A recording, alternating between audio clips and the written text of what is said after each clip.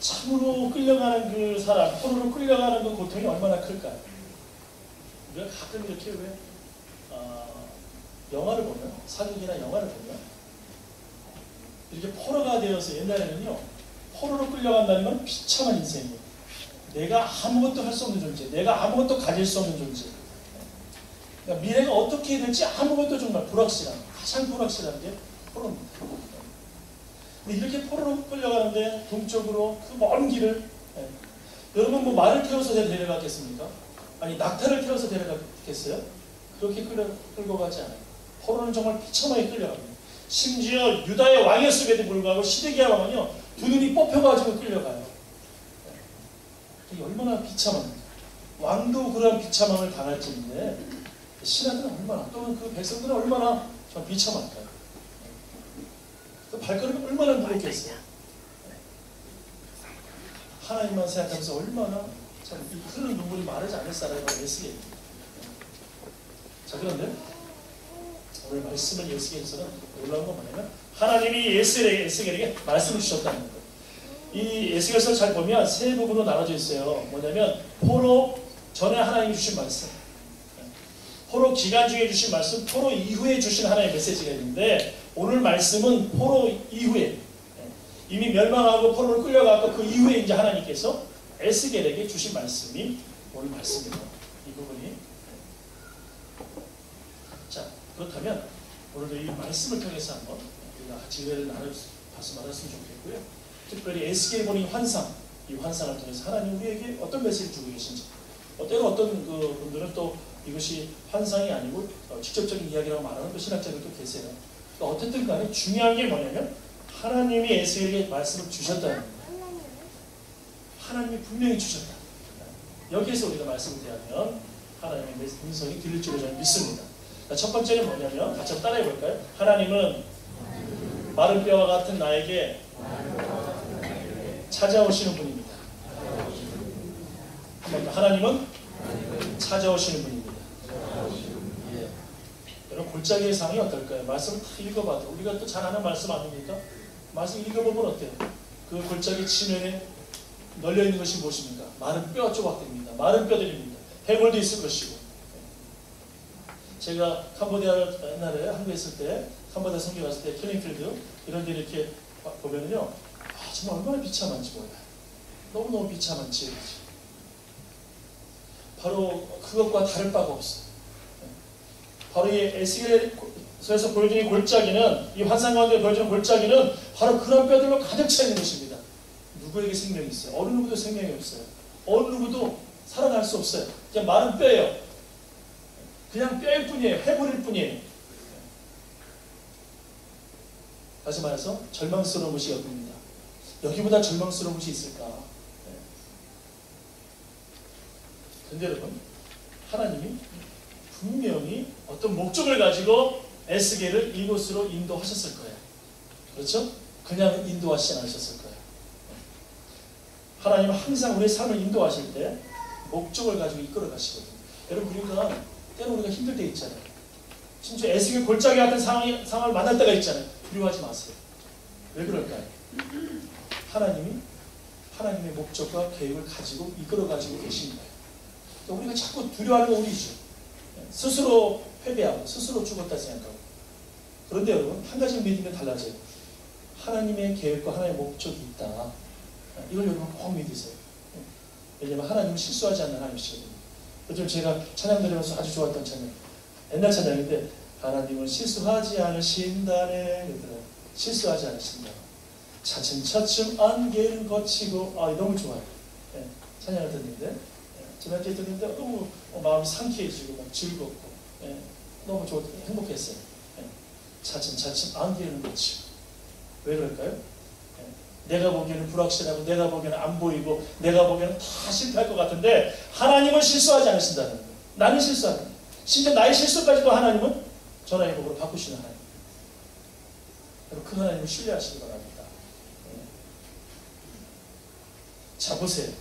도대체 이 뼈들이 누구냔 말이에요. 이 뼈들이 누구냐? 이 뼈를 왜 보여주시는 것이냐? 뼈의 의미가 뭐냐? 11절에 오늘 답이 있어요. 이 뼈가 뭐냐면 지금 멸망당한 이스라엘, 유다 사람들입니다. 유다의 멸망, 유다 백성들인 거예요. 멸망당.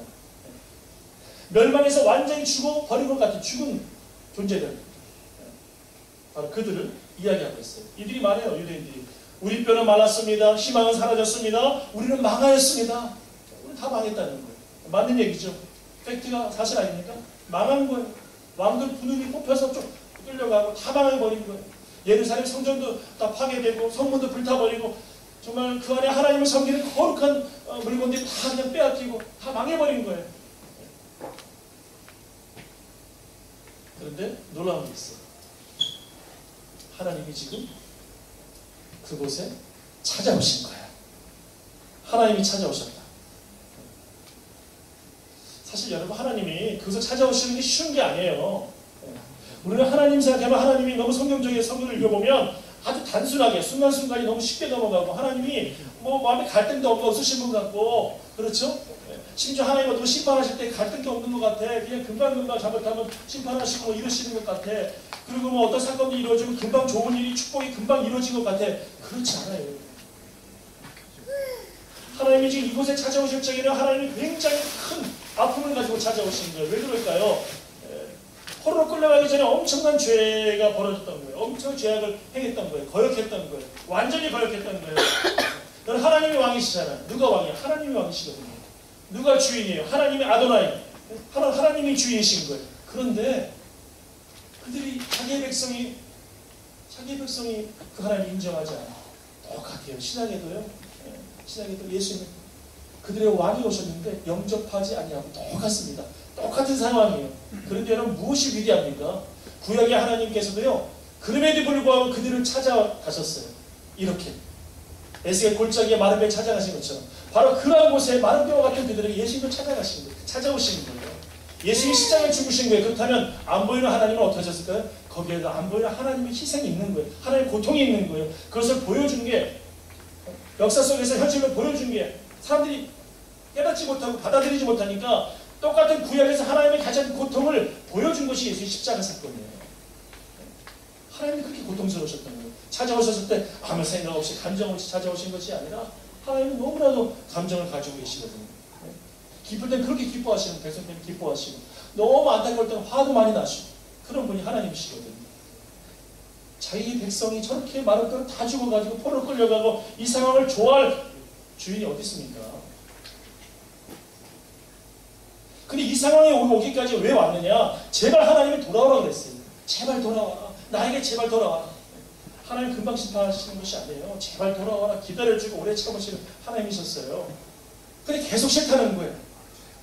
계속 세상에 땅에 축복을 주는 그 바알이 좋고 다른 신이 좋고 만몬이 좋고 몰록이 좋고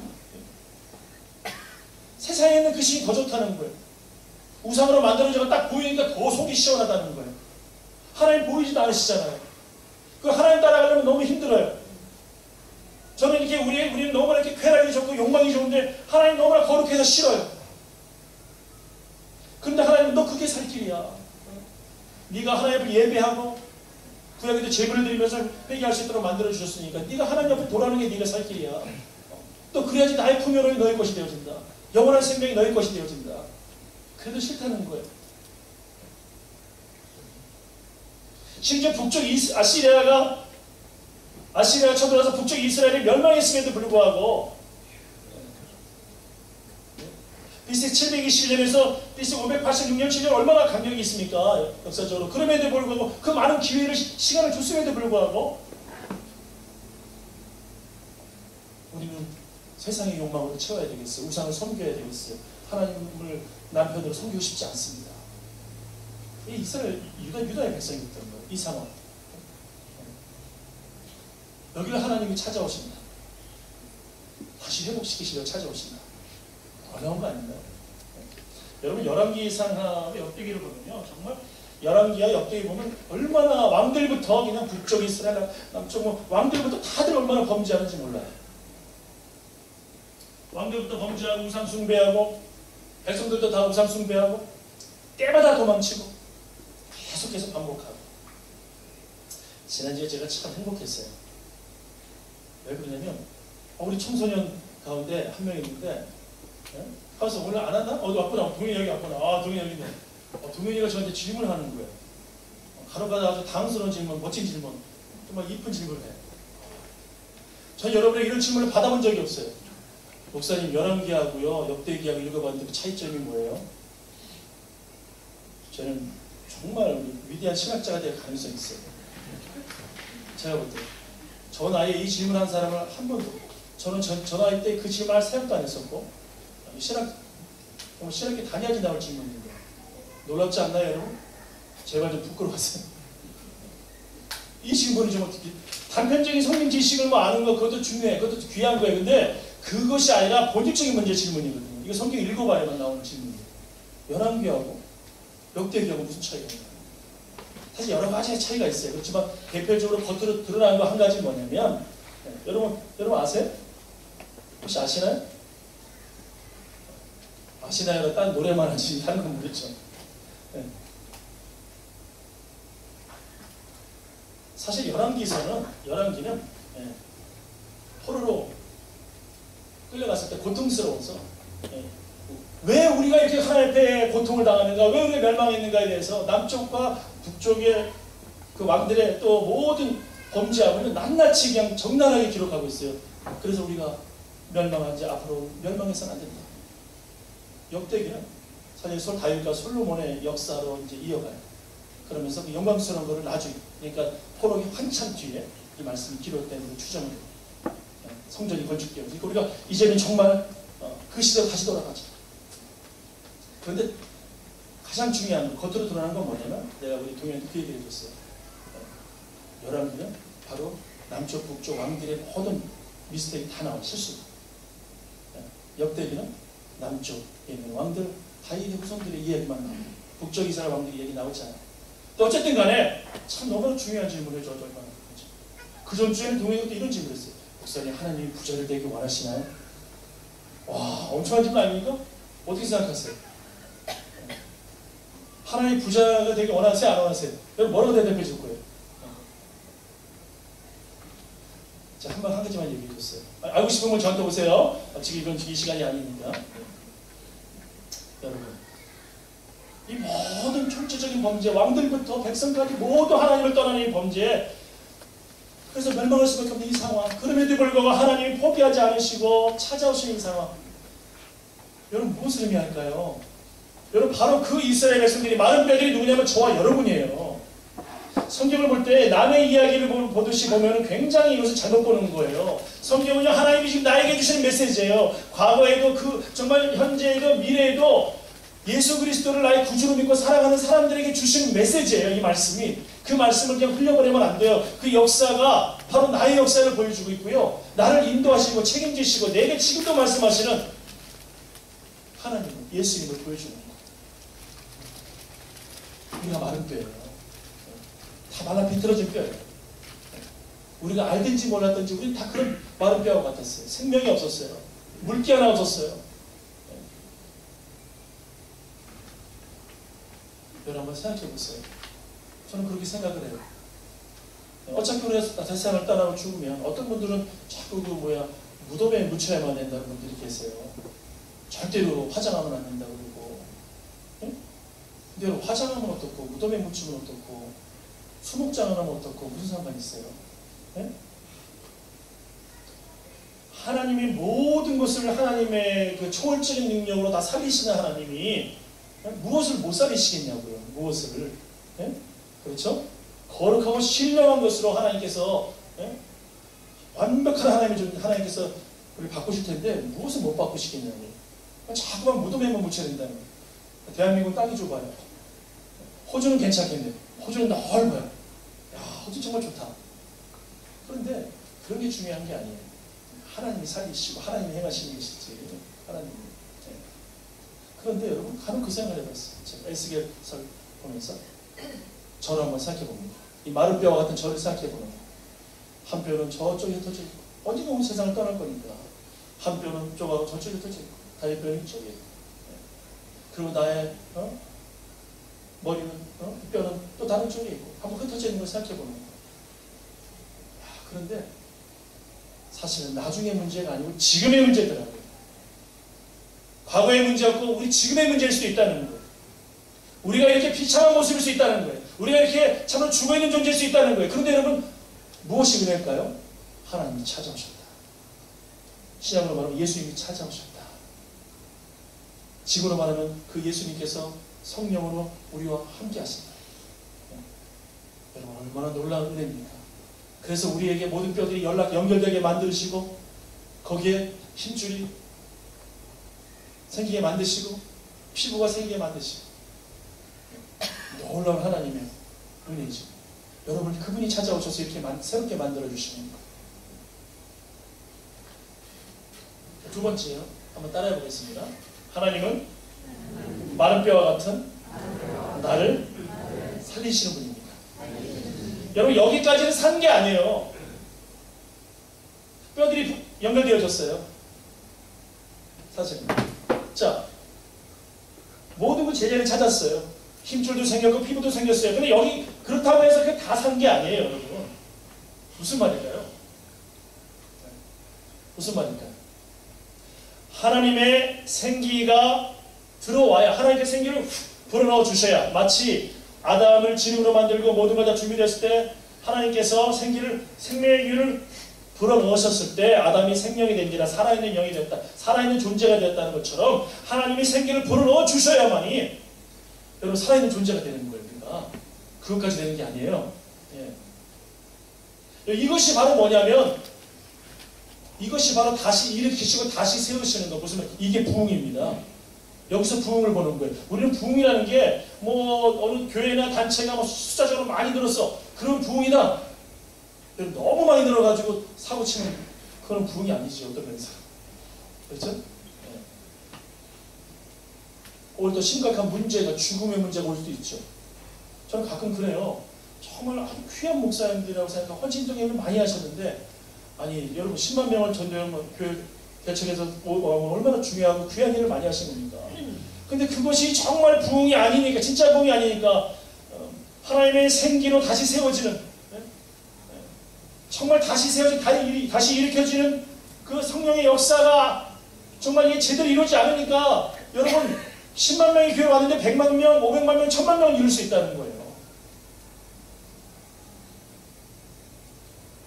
그 이전에 한국에도 굉장히 큰 교회가 있잖아요. 세계에서 아주 크다고 하는 교회도 있어요. 한국에서 제일 크다고 하는 교회. 그런데 여러분 10만 명 우리가 전도하면 뭐합니까? 교회 다니면 뭐합니까? 사회에 심각한 문제들이 발생해가지고 여러분 700만 명 잃어버리는 거예요. 입술로 성령이라고 얘기해서 성령께서 역사하시는 게 아니에요. 정말 하나님의 생기가 들어오면 성령의 방식으로 살아가게 되어져요. 그렇게 그걸 지향하게 되고, 부족하지만 넘어지고 따라가게 되어지고, 또 부족하지만 또 그것을 따라가게 되어지고, 그래서 그것을 이루게 되어지고, 그게 성령의 열매라는 거거든요. 그렇게 되어지는 거예요. 조금씩 더. 자, 하나님은 지금 이렇게 살리시러 오시는 거예요. 그래서 부흥케 하시는 거예요. 하나님의 생기를 불어넣어 주세요. 이 생기가 루아흐, 이 히브리어로요, 이게 성령을 의미하는 숨, 호흡. 그런데 헬라의 푸뉴마와 더불어서 성령을 의미할 때 자주 쓴 단어가 이 루아흐, 생기, 여기서 생기가 바로 성령을 의미해요. 성령을 불어넣어 주십니다. 그랬을 때 정말 온전한 사람이 되어지는 거예요. 여러분, 하나님이요 아브라함을 살리셨어요. 그래서 이삭이 태어난 거예요. 다 죽은 것 같은 아브라함의 몸을 살리셔서 이삭이 태어난 거예요. 여러분, 모세도 죽은 존재 아닙니까? 심지어 무비보셋이, 요나단의 아들 무비보셋이라고 있어요. 이 사람이 유모왕에게 도망치다가 같이 두 다리를 절게 되어져. 그러니까 그런데도 다윗이 너무나도 따뜻하고 사랑이 많고 배려가 많은 사람이에요. 그 무비보셋 요나단의 아들이니까 사랑을 베풀어줘. 그걸 찾아오라 그래가지고 재산도 다 돌려주고, 사울왕 재산 다 돌려주고, 그리고 자기 상에서 밥 먹을 수 있는 영광을 주고 막 그러는데, 무비보셋이 그래요. 개 같은 나에게, 나 같은 존재에게, 응? 어떻게 이렇게 잘해주시냐고. 죽은 존재라, 죽었다는 거야, 자기는. 근데 모세도 마찬가지예요. 모세가 바로의 궁전에서 바로의 그 왕자로서 살아가다가 그 모든 것을 잃어버리는 그 순간에, 미디안 광야로 쫓겨간 그 순간에, 그러니까 죽은 자가 되는 거예요. 그 상황은 죽은 자예요. 조금 가진 사람이 조금 잃어버리는 거면 그 큰 상관없지만, 너무나도 많은 것, 너무나도 위대한 것을 가졌던 사람이 그것을 잃어버리고 나라로 떨어졌을 때 죽은 거예요, 상황 자체가. 그가 가지고 있던 모든 영광들, 편리함들, 그리고 부들, 그리고 그가 가지고 힘들, 이걸 다 잃어버린 상황은 이제 목동이 된 거예요. 양들을 치면서 양의 변이라든지 아니면 뭐 여러 가지 더러운 것들 치우면서 살아가야 되는 그 상황이 돼버린 거예요. 어느 꿈도 없는 거예요. 지금 상황 자체가. 그는 죽은 거예요. 근데 하나님이 그 모세를 찾아가신 거예요. 모세를 부르신 거예요. 그 모세를 찾아가신 거예요. 그것이 바로 사실. 그래서 모세가 어떻게 되어지나요? 살아납니다. 부흥합니다. 다시 세워집니다. 그래서 이스라엘을 노예에서 바로를 꺾고 구출해냅니다. 놀랍죠? 하나님이 바로 이렇게 살리시는 분이세요. 성경에 나와 있는 죽어있는 여러 사람들을 보면서 야, 이 사람들이 살아났구나, 아멘, 할렐루야, 이것으로 끝나는 게 아니에요. 하나님이 그냥 예수님께서 심심하니까 기적 보여준 거 아니에요. 옛날 어떤 책들을 보면은 성경에 들어가지 않은 책들에는요, 뭐 예수님께서 이렇게 막 어렸을 때 막 기적 대행하시고 이런 게 있어요. 근데 성경에 안 넣어요. 그게 진짜인지 아닌지 뭐 아직 우리가 확실한 검증이 안 되기 때문에 여러분, 성경에 들어와 있는 것들은 의미가 있고요, 사건에 대한 분명한 메시지가 있다는 거예요. 나인성 과부의 아들이 살아났잖아요. 무슨 말일까요? 우리가 죽어서 얼마나 슬퍼요. 그 어머니가 슬퍼하는 것처럼 자식을 잃은 어머니 얼마나 고통스럽고 슬픕니까? 너무너무 슬프지 않을까요? 여러분의 자식들이 한번 세상에 없다고 생각해 보십시오. 이거 같이 고통스러운 게 어디 있나요?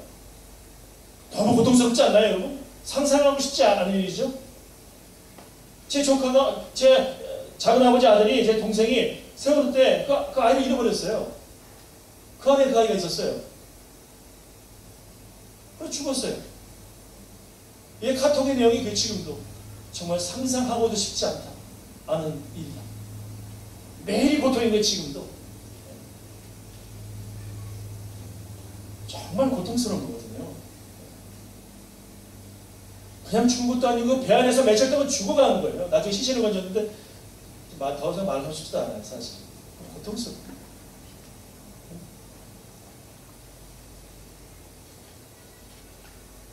그런데 여러분, 하나님은 바로 나인성 과부의 아들을 살리시잖아요. 무슨 말이에요? 여러분의 그 상황에서 여러분을 하나님이 살리시는 하나님이시라는 거예요. 이걸 보여주시고자 메시지를 보여주신 거예요. 다 살리시지 않으시고 예수님도 메시지를 주신 거예요. 그 말씀을 통해서. 야이로의 딸을 살리시면서 소년아 달리다쿰 일어나라 하시면서 이렇게 우리를 살리시는 예수 그리스도이신 것을 보여주신 거예요. 죽음에서 생명으로 영원한 생명을 주시는 주님이신 것을 보여주신 거예요. 나사로도 마찬가지예요. 한편으로 좀 나사로가 불쌍하게 돼요. 2번 죽어야 되잖아요. 재성이 어떻게 생각해요? 요즘 1대 양육을 받고 있잖아요. 그 영수증을 한번 얘기해요. 고통스럽지 않았어요? 또 죽어야 돼요. 저는 싫더라고요. 네? 한 번 죽고 할렐루야! 네? 주님 앞에 가야지. 아이고, 죽는 거 싫은데 이 죽었네. 근데 하나님 예수님 살리셨네. 아이고, 또 죽어요. 전 그래서 나사로 대단한 사람이다. 주님이 더 큰 상을 주겠다. 왜냐면 주님께서 이렇게 모델을 세워주시는 거든, 그게. 네? 기쁨이 되기도 하지만, 또 죽어야 돼. 네? 근데 여러분, 그 메시지가 있는 거예요. 나를 믿는 자는 죽어도 살리고, 살아서 믿는 자는 영원히 죽지 아니하리라. 네? 나를 믿는 자에게 죽음을 이기는 영원한 기쁨과 생명과 영원한 세계를 주신다는 거예요. 메시지가 있는 거예요. 다시 말해서 우리가 나사로처럼 죽었을 때 주님이 살리시겠다 이 말씀이에요. 이것이 얼마나 감사합니까? 얼마나 가슴 벅찬 일입니까? 그렇죠? 우리 여기 지금 청소년들 있잖아요. 여러분들은 인생이 막 굉장히 길 것 같죠? 한번 생각해봐요. 야, 내 인생은 그래도 요즘에 인생이 적어도 한 90세 이상이니까 나는 뭐 운동하고 건강하니까 100세는 끄떡없다 하면 손 들어봤어. 난 100세 끄떡없어. 손 들었어. 벌써 골프하는 친구들은요 100세쯤이야. 앞으로 제가 보기에는 한 120세는 넘게 살 것 같아요. 주님이 안 오신다고 하면 한 120년 사실 것 같아요. 그때는. 그러실 것 같아요, 진짜. 제가 근래 웬만한 분들은요, 전에 제가 어렸을 때는 뭐 70 사신 분도 많지 않았고요. 저희 또 제가 또 사역할 때, 그러니까 처음에 전도사 할 때 장례에 가면요 80세 사신 분도 그렇게 많지 않겠어요. 지금 80세는요 어디 있어요? 제가 전에 있는 교회는 그런 경로대학이 있잖아요. 거기 가면 70세 할아버지가 70세들은 막내들이 주전자에 물 담아가 날아다녀요. 막내야 물 가져와라. 그러면 이렇게 70세는 막내예요. 70세는 옛날에 한 50세라고 생각하시면 돼요. 50세. 80세 정도 되면은 이제 옛날에 60세, 20년, 60세. 예? 80세는 이제 물을 안 갖다 드려요. 그분들이 이제 식사 이제 숟가락 나대고 이렇게 하죠. 90세. 거의 90몇 세 돌아가시더라고요. 거의 90몇 세. 그런 분들이 상당히 많았어요. 이런 시대. 자, 그런데 어찌되었든 간에 중요한 것은 무엇이냐면 여러분과 저를 예수 그리스도께서 찾아오신 것은 한 가지 이유다. 그것이 뭐냐면 바로 우리에게 부흥을 주시고 살리시고. 여러분 한번 절 따라해 봅시다. 하나님은 나를 살리시는 분이십니다. 하나님은 살리시는 분이세요. 저는 나인성 가부를 보면서 야레따를 보면서 나사를 보면서 무엇을 보냐면 내가 죄를 지어서 넘어졌을 때 실패했을 때 나를 살리시는 예수 그리스도를 봅니다. 베드로가 그렇게 죄책감에 예수님을 모른다고 부인하고 배반해서 죄책감에 죽었을 때 찾아오셔서 디베라 바닷가에 찾아오시는 예수님이세요. 요한복음 21장 보면 찾아오셨어요. 베드로를 찾아오셨어요. 많은 제자 찾아오셨는데 그 중심에 뭐가 있냐면 베드로를 찾아오신 거예요. 주님이 여러 번 찾아오시는데 그 제자들 찾아오시지만 그 시간에 베드로에게 질문하고 싶어서 찾아오신 거예요. 베드로의 죄책감에서 자유를 주시려고 죽음에서 살리시려고 찾아오신 거예요. 그래서 베드로가 살아나요. 주님 아무것도 안 물어보세요. 나 왜 배반했니? 이런 거 아무것도 안 물어보세요. 이 나쁜 녀석 왜 그렇게 안 하셨을까요? 그러면 더 깊은 죄책감에 죽기 때문에 그렇게 안 하신 거예요. 예수님이. 더 죽어요. 더 죽어. 예수님 지금 베드로가 죽어있는 걸 알아요. 여러분 살아있는 사람한테는 예수님이 강력하게 책망하시죠. 그러나 죽어있는 사람한테 더 이상 책망할 게 없어요. 더 죽을 데가 없어서 베드로가 그 상황이에요 지금. 그래서 예수님께서 살리시려고 찾아오신 거예요. 그래서 베드로가 환하게 사는 거예요. 얼마나 부족해. 너무 부족해. 베드로의 사랑이 너무 부족해요. 예수님이 아가페는 날 사랑하니 물어보니까 베드로가 뭐라고 대답해요? 저 필레오를 사랑합니다. 저 친구 간의 사랑, 스승을 사랑하는 사랑, 그 작은 사랑밖에 못 드려요. 저 이 정도밖에 안 됩니다. 이 뜻이에요. 두 번째 또 질문하시잖아요. 너는 아가페를 사랑하니? 내가 널 사랑한 것처럼, 내 생명 준 것처럼, 내 모든 걸 용서한 것처럼 날 사랑하니? 베드로가 자신이 없거든요. 그러니까 저 여전히 필레오입니다. 이 뜻이에요. 그거로 사랑합니다. 스승님으로 사랑합니다. 저 이 정도밖에 안 됩니다. 뜻이. 헬라어 성경은 분명하죠. 세 번째로 예수님께서 뭐라고 물어보십니까? 그래 알았어. 필레오 날 사랑하니? 세 번째는 아가페를 사랑하냐 대답 안 물어보지 않았어요. 필레오 사랑해? 이렇게 물어보시는 거예요. 그것이 그래 스승의 사랑 그 정도로 나를 사랑하니? 눈높이를 확 낮추시는 거예요. 눈높이를. 베드로가 그래. 예, 여전히 저는 필레오입니다. 그 뜻이에요. 그게 놀랍지 않아요? 저 같으면 아마 똥방을 세게 때렸을 것 같아요. 우리는 많이 줬는데 나한테 기벤테이 뭐가 많이 줬는데 조금 더 하면 기분이 엄청 나쁘잖아요. 여러분 안 그런가요? 저만 그렇군요. 저만 그래. 뭔가 이 자식들한테 막 누구한테 뭐 많이 해줬는데 아빠가 너를 위해서 얼마나 이런 걸 해줬는데 희생을 했는데 근데 막 안 돌아오면 기분이 엄청 나빠가지고 막 이런 게 있지 않나요?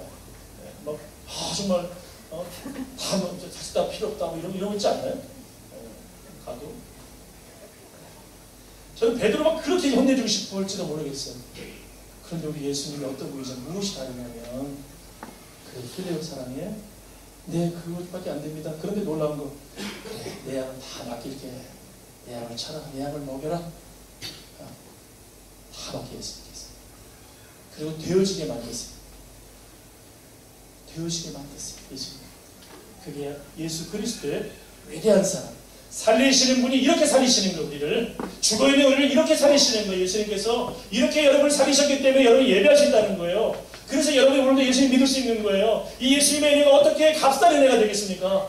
이 은혜가 얼마나 정말 감사한 은혜입니까? 그래서 내가 주님을 위해서 살아갈 수밖에 없는 거 아닌가요? 주님을 선택하고 넘어지면 다시 주님 뜻대로 살려고 주님 붙들려고 하고 그렇게 되어지는 거 아닌가요? 그게 없다면 여러분 어떻게 우리가 정말 그리스도인이라고 할 수 있겠습니까? 그 주님에 대한 그 응답이 죄를 한 번도 안 해도 완벽하면 그걸 이야기하는 것이 아니라 주님을 정말 따라가려고 하는 그 주님의 그 사랑에 대한 내 안에 감사와 감동이 있기 때문에 내가 주님 기쁘게 해드리려고 한번 살아가 보려고 한번 몸부림쳐 보는 게 왜 안 나오겠어요? 이것이 정말 주님의 사랑에 대한 응답이거든요. 주님은 완벽을 원하는 것이 아니라 마음을 원하세요. 베드로와 같은 그 마음을 원하시는 것. 근데 여러분 기억하세요. 이 모든 것을 어떻게 이루어가십니까? 살리시는 것을 성령으로 이끌어 가십니다. 그래서 예수님께서 오순절 다락방에서 성령을 보내신 거예요. 성령을 보내신 이유는 뭐냐면 그 은혜로 도와주시려고, 헬퍼, 보혜사로 도와주시려고, 나 대신 다른 보혜사, 성령 도와주시는 분으로 보내신 거예요. 성령은 무서운 분이 아니에요. 정말 여러분이 기도를 안 한다면 여러분 참 그럼 좀 생각해 보셔야 돼요. 왜 그러냐면 성령은요 친절한 분이시거든요. 성령님은 따뜻한 분이시거든요. 내가 죄를 지었을 때 너무나 마음 아파하시는 분이시거든요. 그런데 내가 정말 회개하면 언제라도 회복시켜 주시는 분이시거든요. 마치 여러분의 아버지가, 여러분의 어머니가, 생각해 보세요. 정말 내가 잘못했다 그러면 그래, 너는 잘못했으니까 그만큼 네가 30대를 맞기 바란다. 이런 아버지 어머니가 계시죠? 계신 것 같아. 시원이 아니죠? 네, 절대 아닐 거예요. 그렇지 않아요. 엄마 아빠는 진심으로 잘못을 이야기하면요 누구나 다 용서해요. 100번이고 1000번이고 10,000번이고 진심으로 정말 그렇게 하면 용서해요. 그래, 네가 잘못했다고 진짜 말하니까 좋았어. 이제 네가 나한테 100대를 맞고 다음에는 더 멋진 사람이 되길 바란다. 그래서 엎드려 뻗쳐. 이런 엄마 아빠가 누가 있어요? 그렇죠? 아무도 없어요. 그렇다면 그것은 하나님 아버지의 마음을 본받지 않은 아버지나 어머니일 거예요. 하나님은 우리 아버지 어머니에게 하나님의 성품, 하나님의 마음을 주셨어요. 그것이 바로 진심으로 용서하면 언제나 용서해주는 엄마 아빠처럼 성령님은 그렇게 우리를 보혜사로 돕고 계세요. 근데 그분이 바로 그래서 살리시는 거예요. 계속 살리시는 거예요. 그래서 끝내 어떻게 되느냐? 영원한 생명을 소유한 자로 만드시는 거예요. 여러분 함께 여러분 말씀 안에서 기도합시다. 주님과 함께 합시다. 주님이 여러분을, 마른 뼈와 같은 저와 여러분을 놀랍게 살리시고 부흥케 하시고 하나님의 비전을 주실 것입니다. 그런데 여러분 이것은 그냥 되는 게 아니에요. 예수 믿고 구원받는 건 하나님의 은혜로 되어지지만 그 안에 성령이 역사하시고 더 깊은 하나님과의 교제와 하나님의 능력을 경험하는 건 우리가 말씀과 기도로 주님과 더 가까이 해야 돼요. 가까이 할 때 그 놀라운 은혜가 여러분의 은혜가 되실 줄로 믿습니다. 같이 한번 기도하겠습니다. 하나님 아버지, 마른 뼈들을 살리시는